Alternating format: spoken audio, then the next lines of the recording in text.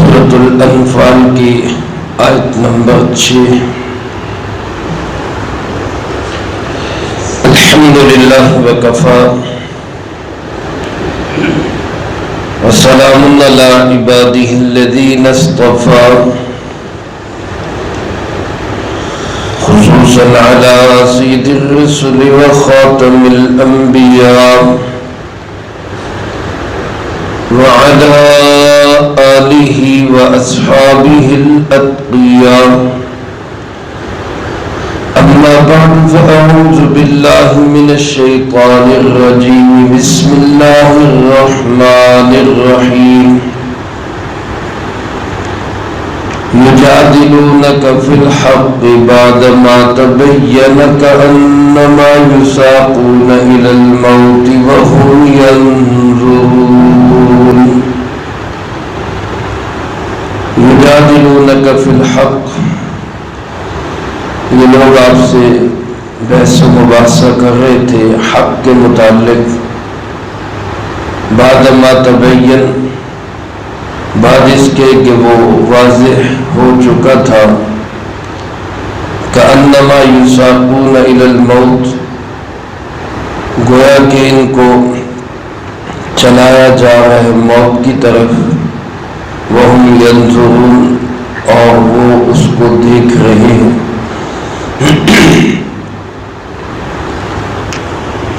غزوہ بدر کے تناظر میں کچھ حضرات صحابہ کرام رضی اللہ تعالی مجمعین کی رائے وہ مخصوص حالات میں جنگ نہ کرنے کی تھی، جس کو اللہ رب العالمین نے بحث و مباحثہ سے تعبیر کیا۔ اس کی وجہ علماء نے یہ لکھی ہے کہ حضرات صحابہ کرام رضی اللہ تعالی مجمعین کا جتنا بڑا مقام تھا، اس مقام کے لائق نہیں تھا کہ وہ ایسی کمزور رائے دیتے۔ گزشتہ درس میں اس کا پس منظر عرض کر چکا ہوں کہ جب ایک قافلے کے تعاقب سے چلتے ہوئے آپ صلی اللہ علیہ وسلم کو، صحابہ کرام کو میدان میں پہنچا دیا گیا، حالات ایسے بن گئے کہ آپ کو دشمن کے سامنے آنا پڑا، اور دشمن بھی اپنے سے کم از کم 3 گنا زیادہ، صحابہ کی تعداد تھی 313، اور لشکر کفار جس کی قیادت ابو جہل کے پاس تھی اس کی تعداد تھی 1000 سے زیادہ، اور ان کے پاس سواریاں، ان کے پاس اسلحہ، کھانے پینے کا سامان، حتیٰ کہ عیش و عشرت کا سامان، ساری آسائشیں، سہولتیں موجود تھیں۔ وسائل کے لحاظ سے کسی طرح کوئی مقابلہ لگتا ہی نہیں تھا، اور ادھر بے سر و سامانی کا عالم، سارے لشکر کے پاس صرف 2 گھوڑے، چند ایک اونٹ، ایک اونٹ پہ 3 آدمی باری باری سوار ہو رہے۔ خدا صلی اللہ علیہ وسلم، حضرت علی کرم اللہ وجہ اور ابو لبابہ رضی اللہ تعالی، یہ 3 حضرات ایک اونٹ پہ سوار تھے، یعنی باری باری سواری کرتے۔ اور جب آپ صلی اللہ علیہ وسلم کے پیدل چلنے کی باری آتی تو یہ حضرات کہتے کہ جی آپ تشریف رکھیں، ہم چل لیتے ہیں۔ سرکار دو عالم صلی اللہ علیہ وسلم فرماتے کہ نہ تو تمہارے اندر طاقت مجھ سے زیادہ ہے،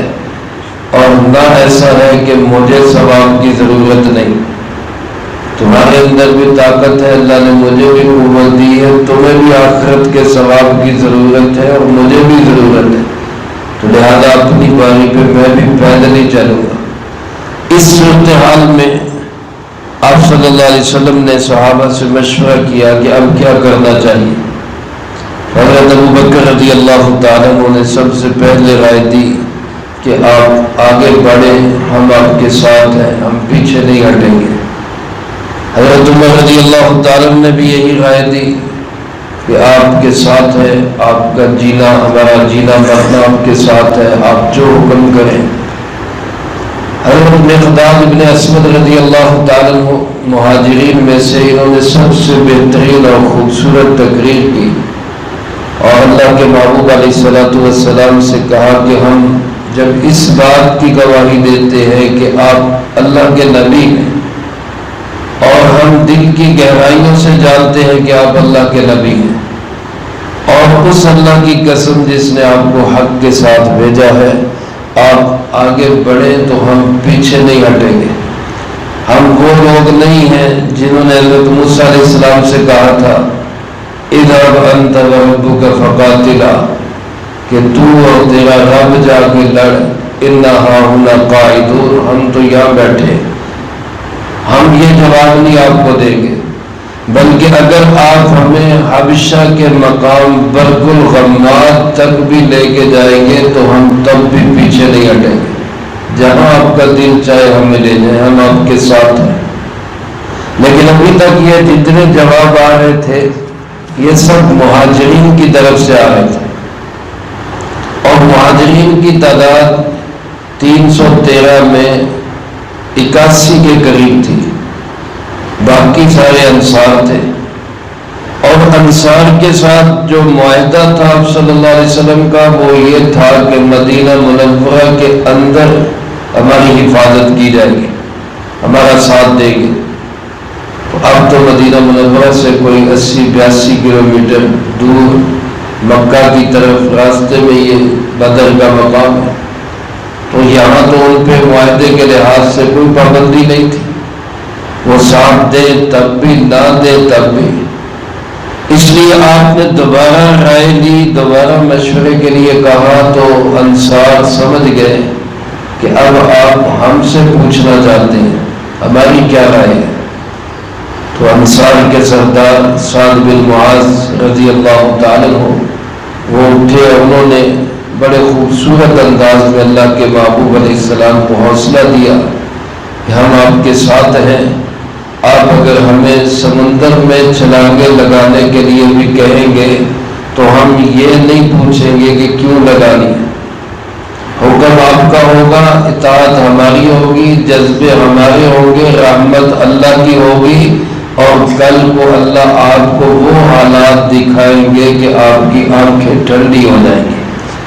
آپ حکم کریں ہم آپ کے ساتھ ہیں۔ علماء نے لکھا ہے آپ صلی اللہ علیہ وسلم کا چہرہ مبارک خوشی سے کھل اٹھا، انصار کی تعداد بھی زیادہ تھی، پھر انصار کا ان حالات میں بھی آپ کا ساتھ دینا، مہاجرین تو آئی آپ کے ساتھ تھے اور ان کا جینا مرنا تو آپ کے ساتھ تھا ہی اور ہونا ہی تھا۔ انصار نے جو آپ کے ساتھ اس طرح کی لازوال قربانی اور جذبے کا اظہار کیا تو آپ خوش ہو گئے۔ یہیں پہ حضرت ابو ایوب انصاری اور کچھ دوسرے حضرات کی رائے یہ تھی کہ ہمیں اس جنگ میں نہیں جانا چاہیے کیونکہ ہم لڑ نہیں سکیں گے، یہ جنگ گویا یوں کہہ لیں کہ اپنے موت کے منہ میں جانے کے مترادف ہے، کوئی مقابلہ ہی نہیں بن رہا۔ تو چونکہ یہ چند ایک حضرات کی رائے یہ آئی تھی جس کو اللہ رب العالمین نے گویا کہ ناپسندیدگی کے طور پر یہاں ذکر کیا کہ یجادلونک فی الحق، یہ لوگ کچھ لوگ آپ کے ساتھ حق کے معاملے میں بحث و مباحثہ کر رہے تھے، جبکہ حق یہی تھا کہ یہ بھی یہ کہتے کہ جینا مرنا آپ کے ساتھ ہے، جیسے آپ حکم کریں ہم آپ کے ساتھ، جبکہ حق واضح بھی ہو چکا تھا۔ ان حضرات کو یوں محسوس ہو رہا تھا کہ انما یساقون الی الموت، گویا ان کو موت کی طرف دھکیلا جا رہا ہے، کیونکہ بظاہر حالات تو یہی تھے۔ اور میرے عزیز دوستوں، ان حالات میں، ایسے حالات میں اس رائے کا آ جانا کوئی عجیب بات نہیں، لیکن صحابہ کی جماعت کا مقام چونکہ بہت بڑا ہے، جن کا مقام بڑا ہو ان کے تقاضے بھی پھر بڑے ہی ہوتے ہیں، اور ان کی معمولی سی لغزش اور بھول اور غلطی پہ تنبیہ بھی دوسروں کی نسبت زیادہ ہوتی ہے۔ کسی نے کہا نا کہ مارا جو تو نے پھول اس کا تو مجھے غم نہیں، مارے جو لوگوں نے پتھر ان کا تو مجھے غم نہیں، مارا جو تو نے پھول وہ پتھر سے کم نہیں۔ اپنوں کی جو تکلیف ہوتی ہے وہ دوسروں کی نسبت زیادہ ہوتی ہے، اس لیے صحابہ کرام رضی اللہ تعالی مجمعین کا ان کی طرف سے اس طرح کے کمزور رائے کا آنا گویا کہ اللہ کو پسند نہیں آیا۔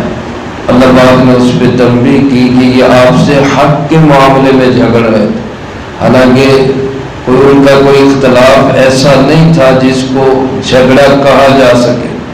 لیکن ان کے مقام کی وجہ سے اللہ تعالیٰ نے فرمایا یہ ٹھیک نہیں تھا، اس طرح بحث و مباحثہ کرنا بھی ٹھیک نہیں، جبکہ حق واضح ہو چکا تھا۔ تو ان کو کیوں اس میں اپنی موت نظر آ رہی تھی اور وہ یوں دیکھ رہے تھے جیسے ہمیں موت کی طرف لے جایا جا رہا ہے، حالانکہ یہ موت نہیں تھی، یہی اصل حیات تھی۔ اور بعد کے حالات نے ثابت کیا کہ یہ شکست کی طرف نہیں جا رہے تھے بلکہ فتح مبین کی طرف جا رہے تھے۔ چنانچہ ان حضرات نے بھی کسی ایک نے بھی پیچھے نہیں ہٹنے کی کوشش کی، بے شک رائے کے اندر اختلاف ضرور ہوا، لیکن جب آپ صلی اللہ علیہ وسلم نے فیصلہ کر دیا تو پھر سب کے سب ہی آپ کے ساتھ تھے۔ تلواریں تھوڑی تھی، لاٹھیاں تھی، ڈنڈے تھے، سواریاں تھی نہیں تھی، کھانے پینے کا سامان تھا نہیں تھا، ہر طرح کے حالات میں یہ ایک جماعت آپ صلی اللہ علیہ وسلم کے ساتھ کھڑی ہوئی۔ اور میرے محترم دوستوں، علماء نے لکھا ہے آپ صلی اللہ علیہ وسلم رات کے وقت اپنے خیمے میں اللہ پاک سے دعا کر رہے، مناجات کر رہے، اور دعا اور مناجات میں آپ کی کیفیت یہ تھی کہ ہاتھ مبارک اتنے بلند کیے ہوئے آپ نے کہ بغلوں کی چاندی وہ چمک رہی تھی۔ آپ صلی اللہ علیہ وسلم کے جسم مبارک میں اللہ پاک نے یہ خوبصورتی رکھی تھی کہ بغلیں بھی چاندی کی طرح چمکتی تھی، ورنہ آدمی کتنا بھی گوڑا چٹا ہو عام طور پہ بغلیں جو ہیں وہ سانولی ہوتی ہیں، کالی ہوتی ہیں، لیکن آپ کی بغلیں مبارک بھی سفیدی میں چاندی کی طرح چمکتی، چادر مبارک کندھے سے نیچے گر رہی تھی۔ حضرت ابوبکر رضی اللہ تعالیٰ عنہ دلاسا دے رہے تھے، حسبک یا رسول اللہ، اللہ کے محبوب بس کرے، اللہ ضرور مدد کرے گا۔ یہاں آپ نے وہ جملے بھی کہہ دیے جو آپ بھی کہہ سکتے تھے، کوئی اور نہیں کہہ سکتے، کسی اور کی ہمت اور مجال بھی نہیں کہ وہ یہ جملے کہہ سکے۔ آپ علیہ الصلوۃ والسلام اللہ کے بڑے محبوب تھے، اللہ سے بہت پیار تھا، تو لاڈ اور ناز میں آپ نے یہ جملے بھی کہے، اللہم ان تہلک ہذہ العصابہ لن تعبد بعد ذلک، اللہ اگر کل اس جماعت کی مدد نہ ہوئی تو پھر تیرا بھی نام لینے والا کوئی نہیں ہوگا، یعنی اس جماعت کی مدد کرنی ہی ہوگی۔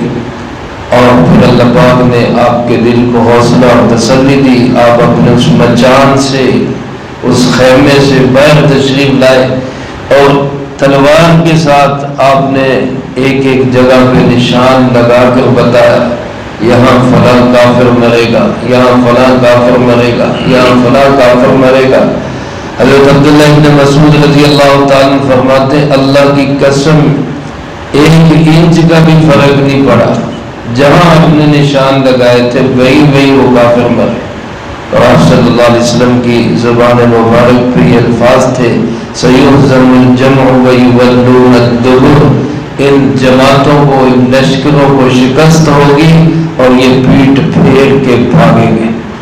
چنانچہ اگلے حالات اللہ تعالیٰ نے اگلی آیات میں بدر کے بیان کیے ہیں، وہ انشاءاللہ ساتھ ساتھ واقعات بھی چلتے رہیں گے۔ اللہ پاک ہم سب کو دین اسلام پر اپنا تن من دھن سب کچھ لگانے کی ہمت اور توفیق نصیب فرمائے، جو کہا سنا اس کو زندگی میں لا کے دوسروں تک پہنچانے کی توفیق عطا فرمائے۔ اللہم لک الحمد کما ینبغی لجلال وجہک وعظیم سلطانک، اللہم لا احصی ثناء علیک انت کما اثنیت علی نفسک۔ اللهم لك الحمد كما أنت أهل، فصل على محمد كما أنت أهل، وافعل بنا ما أنت أهل، فإنك أهل التقوى وأهل المغفرة. اللهم وفقنا لما تحب وترضى من القول والعمل والفعل والهدي والنية، إنك على كل شيء قدير. اللهم إنا نسألك الهدى والتقى والعفاف والغنى. اللهم زدنا ولا تنقصنا، وأكرمنا ولا تهنا، وآثرنا ولا تؤثر علينا، وانصرنا ولا تنصر علينا، وامكر لنا ولا تمكر علينا. اللهم يسر الهدى لنا. ربنا هب لنا من أزواجنا وذرياتنا قرة أعين واجعلنا للمتقين إماما. رب ارحمهما كما ربياني صغيرا. رب ارحمهما كما ربياني صغيرا.